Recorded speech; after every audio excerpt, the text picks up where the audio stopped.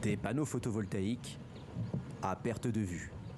Bienvenue sur la toute nouvelle centrale solaire d'Ilou-Lofin, à 1h30 de Porto Novo, la capitale du Bénin.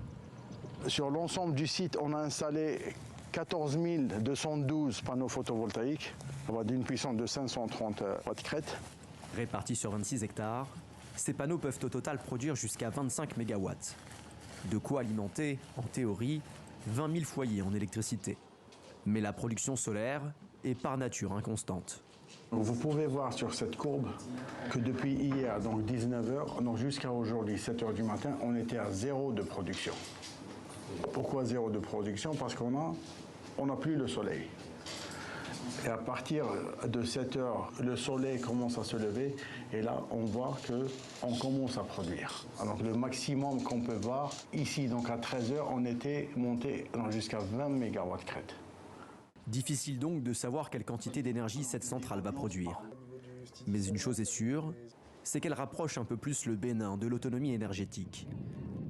Un objectif affiché par le ministre de l'Énergie qui a inauguré l'infrastructure ce mardi. Il y a 10 ans, le Bénin importait 90% de son électricité. D'ici 2026, le pays souhaite en produire plus qu'il n'en a besoin. Alors des projets de centrales solaires, hydrauliques et thermiques sont actuellement menés dans tout le pays. Le Bénin, une fois autonome et en surplus, on pourra également vendre de l'électricité. Mais ce qu'il faut noter également, c'est la volonté du gouvernement de faire en sorte que cette disponibilité d'énergie électrique puisse permettre d'actionner l'industrialisation du Bénin qui a été lancée par le président de la République. Ces infrastructures sont en effet indispensables pour permettre, par exemple, à cette future zone industrielle de voir le jour. Ici, des usines de textiles vont bientôt produire des milliers de t-shirts par jour.